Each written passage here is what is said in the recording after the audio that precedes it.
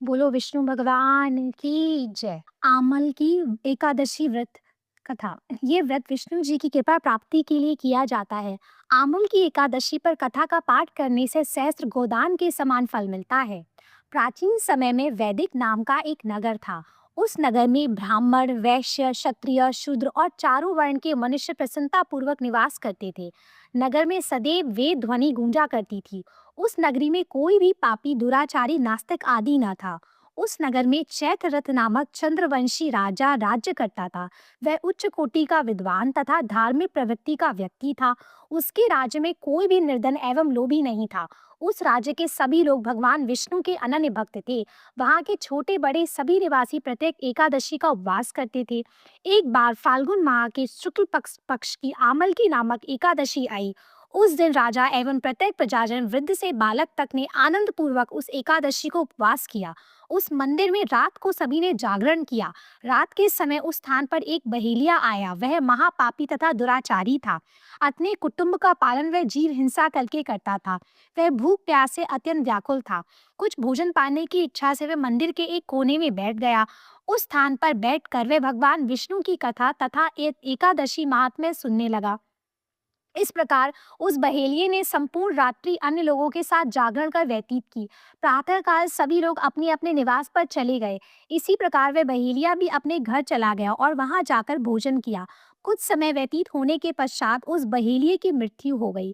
हालांकि जीव हिंसा करने के कारण वह घोर नरक का भागी था, परंतु उस दिन आमल की एकादशी व्रत तथा जागरण के प्रभाव से उसने राजा विदुरथ के यहाँ जन्म लिया।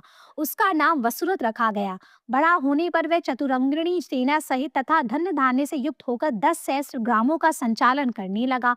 एक समय राजा वसुरथ शिकार खेलने के लिए गया। देवयोग से वन में वह रास्ता भटक गया और दिशा का ज्ञान न होने के कारण उसी वन में एक वृक्ष के नीचे सो गया। कुछ समय पश्चात पहाड़ी डाकू वहां आए और राजा को अकेला देखकर मारो मारो चिल्लाते हुए राजा वसुरथ की ओर दौड़े। वह डाकू कहने लगा कि इस दुष्ट राजा ने हमारे माता पिता, पुत्र पौत्र आदि समस्त संबंधियों को मारा है तथा देश से निकाल दिया है। अब हमें इसे मारकर अपने अपमान का बदला लेना चाहिए। इतना कह वह डाकू राजा को मारने लगे और उस पर अस्त्र शस्त्र का प्रहार करने लगे। डाकुओं के वह अस्त्र शस्त्र राजा के शरीर से स्पर्श होते ही नष्ट होने लगे तथा राजा को वह शस्त्र पुरुषों के समान प्रतीत होने लगा। उस समय पश्चात प्रभु की इच्छा से उन डाकियों के अस्त्र शस्त्र उन्हीं पर प्रहार करने लगे, जिससे वे सभी डाकू मूर्छित हो गए। उसी समय राजा के शरीर से एक दिव्य देवी प्रकट हुई। वह देवी अत्यंत सुंदर थी तथा सुंदर वस्त्रों तथा आभूषणों से अलंकृत थी। उसकी भ्रुकुटी टेढ़ी थी। उसके नेत्रों से क्रोध की भीषण लपटें निकल रही थी। उस समय वह लपटें काल के समान प्रतीत हो रही थी। उसने देखते ही देखते उन सभी डाकुओं का समूल नाश कर दिया। नींद से उठने पर राजा ने वहां अनेक डाकुओं को मृत पड़ा देखा।